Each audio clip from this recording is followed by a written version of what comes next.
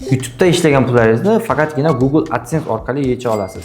Bugungi videoda AdSense hisobini to'g'ri ochish va to'g'ri sozlashni ko'rib chiqamiz. Salom, bu YouTube loyihasi va men Tohir. Videoga like bosing va shunaqangi foydali videolarni o'tkazib yubormaslik uchun sahifamizga obuna bo'ling. Google AdSense har bir kishi uchun bir martalik ochiladi va uni to'g'ri ochish va to'g'ri sozlash juda muhim. Buning uchun Chrome'ga kiramiz va qidiruvga AdSense deb yozib olamiz. Birinchida chiqib kelgan saytga kiramiz. Va xuddi shunaqangi oyna ochiladi bizda. Bu joyda biz registratsiyaga o'tishimiz kerak bo'ladi. Registratsiya tugmasini bosamiz. Bu joyda bizdan Gmail so'raydi. O'zimizga kerakli bo'lgan Gmailni tanlab qo'yamiz. Bizda xuddi shunaqangi oyna ochiladi. Bu joyda sizlarga osonroq bo'lishi uchun o'zbekchaga o'tkazib qo'yamiz. Ya'ni mana burchakda 3 ta nuqtachamiz bor. Bu joyda biz translyatsiya qila olishimiz uchun perevod bo'limiga bosamiz va 3 ta nuqtani bosib, другой yozuvni bosamiz. Bu joyda O'zbekistonni topib belgilab qo'yamiz, ya'ni o'zbekcha bo'lishi uchun.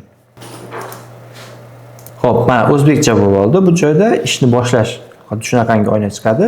Bizda veb-sayt yo'q bo'lgani uchun bizda veb-sayt yo'qni belgilab qo'yamiz. Bu joyda siz reklamadan pul ishlamoqchimisiz yoki reklama samaradorligini oshirmoqchimisiz deb bizdan so'raydi. Biz ikkalasini ham belgilasak bo'ladi, chunki bizda faqat reklamadan pul ishlashimiz uchun bu joyda xani ham yo'qni ham bossak bo'ladi. Qaysi davlatda yashashimiz bu joyda O'zbekiston turadi. Mana shu YouTube'da shartnomalar bor, shartlari, o'sha shartlarga hammasiga rozimanni belgilab ketasiz. Qabul qilaman va AdSense foydalanishni boshlash.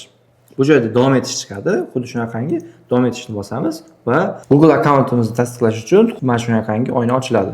Bu joydan telefon raqam yoki-da QR kod orqali kirishimiz mumkin. Mana Google AdSense'imizga ham kirib oldik. Xuddi shunaqangi oyna ochiladi. Bu joyda yana o'zbekchaga perevod qilib qo'yamiz. Ya'ni qiynalmasligimiz uchun. Xo'p, ishni boshlash xuddi shunaqangi oyna ochiladi. Bu joyda o'zingiz haqingizda gapirib bering deganni bosamiz va tafsilotlarni, o'zingiz haqingizdagi ma'lumotlarni bu joyga kirgizib o'tishingiz kerak bo'ladi. Ma'lumotlarni iloji boricha aniq va shaffof kirgizishga harakat qiling. Xo'p, bu joyda ism, familiya birinchida Karimov Tohirjon.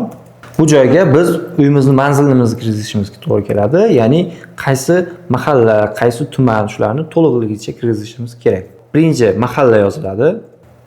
Angariq. Bu joyda mahallamizni yozdik. Ikkinchi, ya'ni второй строка adres. Ikkinchi manzilingiz bu sizning uyingizni manzili, ya'ni bizning manzil Yangidarxon, misol uchun 10-uy. Xo'p, pochta indeks kerak bo'ladi. Pochta indeks qayerdan topiladi? Pochta indeksi siz yashayotgan viloyat yoki tumanni Google ga kirib qidirib, pochta indeks deb yozsangiz bo'ladi, chiqib keladi. O'zingiz xohlagan pochta indeksini tanlab olsangiz bo'ladi. Misol uchun bu joyda 11-22-00. Город deganda bu joyda siz tumaningizni belgilab qo'yishingiz kerak, ya'ni tumaningizni yozishingiz kerak. Mening tumanim Yangiariq. Yangiariq tumani. Xo'p, bu joyda oblastdim Xorazm viloyati. Va doimiy ishlaydigan telefon raqamini kirgizishimiz kerak. Misol uchun 908 99 45 67. Xuddi shu tartibda ma'lumotlaringizni kirgizishingizga to'g'ri keladi. Bu joyda yuborishni bosamiz va shu bilan siz shaxsiy ma'lumotlaringizni kirgizib tugatasiz. Endi siz soliq ma'lumotlarini to'ldiramiz. Xuddi mana shu bo'lim ustiga bosib kirib olsanglar bo'ladi. Xo'p, bizda xuddi shunaqangi oyna ochiladi. Bu oynadan biz налог informatsiyalarini to'g'ri to'ldirishimiz kerak bo'ladi. Pastga tushamiz. Bu joyda налог informatsiya deb yozib qo'yibdi o'zi. Mana shu ruchkani ustiga bitta bosamiz va upravleniyani belgilab qo'yamiz. Добавить налог informatsiyani bosamiz va biz qaysi Gmaildan kirayotgan bo'lsak, o'sha Gmailga tasdiqlash uchun kirishimiz kerak bo'ladi yana. Gmailni ko'rsatamiz bu joyda. Parollarni kirgizamiz. Agar sizda qanaqadir muammo bo'layotgan bo'lsa, buni telefonga xabar uzatish bilan yechimini topsa bo'ladi. Xo'p, bu joyda fizическое лицо dalayni bosamiz. Fizическое лицо hamma optimal bitta fizическое лицoni belgilasa bo'ladi. Amerika Qo'shma Shtatlarida yashamayman, net bosamiz, dalay va bu joyda faqatgina W8Ben formasini to'ldiramiz. Keyingisini bosamiz. Xo'p, bizda shunaqangi oyna ochiladi. Ya'ni bu bizni informatsiyamizni boshqatdan tasdiqlab qo'yish uchun. Mana ism, familiyam yozilgan va strana O'zbekistonni belgilaymiz. Qaysi hududda yashaydigan bo'lsangiz, agar siz qo'shni boshqa davlatlarda yashaydigan bo'lsangiz, o'zingizni davlatingizni belgilab qo'yasiz. Xo'p, bu joyda O'zbekistonni topib belgilab olamiz. O'zbekistonni belgilaymiz va biz pasportimizda JSHR raqam bor, ya'ni 14 talik raqam. Pasportimizning eng tagida yoki-da yangi OnID kartalarda bo'lsa, orqa tarafida bo'ladi. Bu joyga shuni yozib ketamiz. Misol uchun men taxminiy yozdim. Xo'p, dalayni bosamiz. Ikkinchisiga to'ldirish shart emas. Xo'p, dalayni bosamiz. Bu joyda uy manzillarimiz kiritilgan bo'ladi. Agar siz uy manzilingizni to'liq kirgizgan bo'lsangiz, bu joyda to'liq sizni uy manzilingiz kelib chiqadi va oblastningizni belgilab qo'yasiz. Oblast menda Xorazm. Bu joyda keyingi повтор to'ldirish shart emas. Agar siz tepada to'g'ri to'ldirgan bo'lsangiz, повтор to'ldirish umuman shart emas. Dalayni, ya'ni mana bu ichkamiz bor, ichkani bosib qo'yamiz va dalayni bosamiz. Xo'p, bu joyda sizni nalogdan 30% ushlab qolaylikmi? Ya'ni Amerika fuqarosimisiz degan ma'noda so'rayapti. Bu joyda yo'q. Ya'ni nalog ma'lumotlarimni o'zim to'ldiraman degan ma'noda da u menga есть право deb bosib qo'yamiz va Amerika Qo'shma Shtatlarida yashamayman deb bosib qo'yamiz va stranamizni belgilab o'tamiz. Va bu joyda har bitta mana shu galochkani ko'k rangga o'zgartirib qo'ysak bo'ldi. Ya'ni har bitta ustunni bu joyda birinchi punktini tanlaymiz va 0% hammasida xuddi shu bir xil tartibda bajariladi.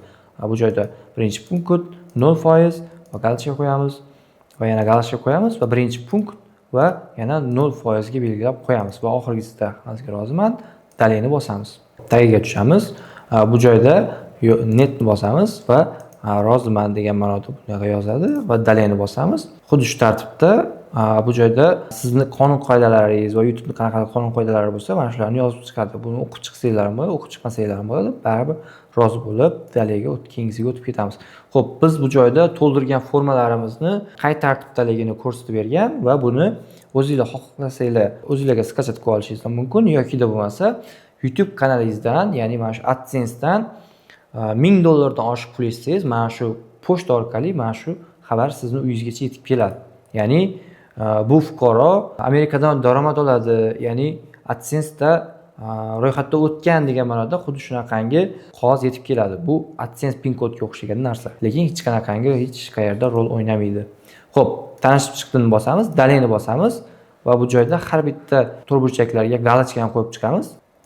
Xo'p, bu joyga ham va bizni monetizatsiyaga qachondan pul to'layapti degan ma'noda mana shuni belgilab qo'ygan mana. Ism familiyamiz to'g'rimi? Ha, bu joyda ism familiyamiz to'g'ri mana. Ism familiyaga yozib bo'lmaydi. Agar netni bossak, bu joyda ism familiyani o'zimiz shuni to'ldirishimizga to'g'ri keladi.